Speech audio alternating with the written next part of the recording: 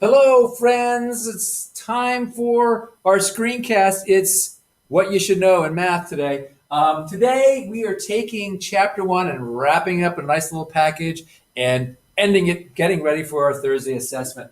Taking a look at real life problems using unit rates and ratios. And I hopefully will show you some ways that we've used this whole unit to solve these problems. Step one, let's take a look at this word problem about middle school students.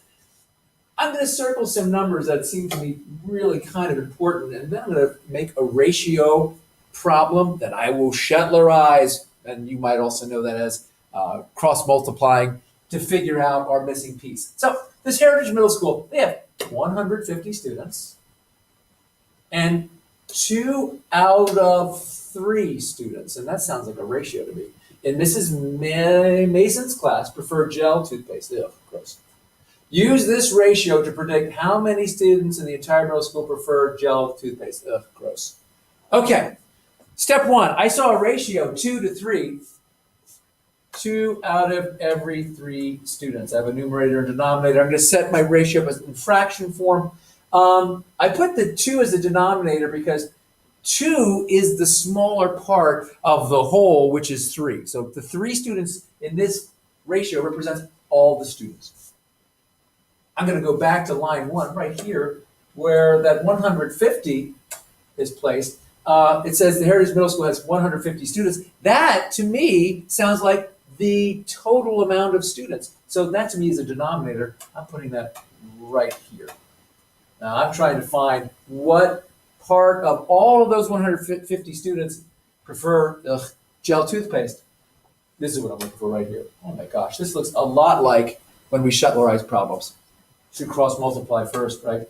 Cross multiply that way and cross multiply that way to figure out that empty space. So 2 times 150, thank you, Mrs. Chamberlain, for teaching me my times tables. That comes out to 300. Fantastic.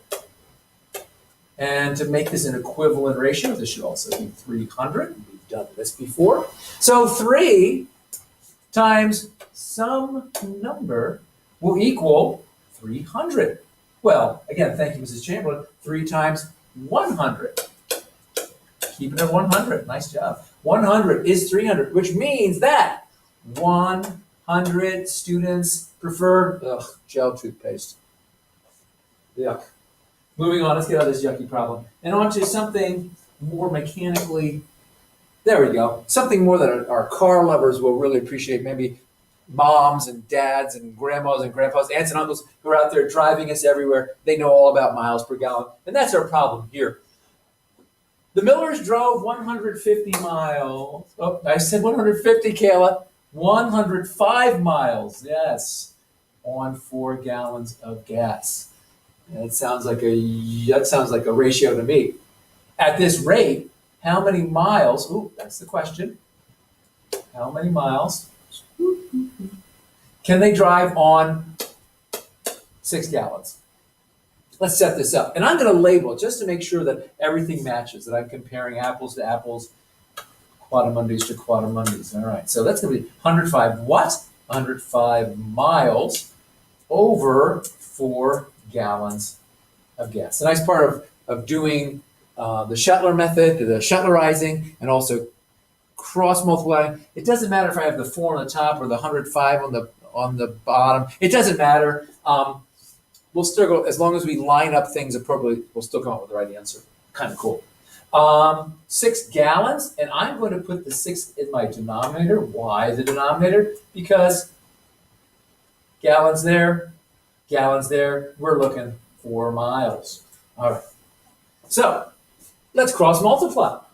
105 times 6, we're going to go do that first. 105 times 6 comes out to 630. And I have to make this an equivalent ratio, so 630 up here. So we're going to go 4 times some number is 630. We're going to divide that by 4. That's working backwards, friends, as we do so often in class. And putting that in my calculator, what do you get? That's right, 157 and 4/10 miles. Ladies and gentlemen, that's solving real problems using Shetlerizing, cross-multiplying, we'll just call it that. And hope we learned something new today. Let's get ready for that quiz, our test on Thursday. Feel free to check out our blog site. We already have that test practice sheet up and loaded.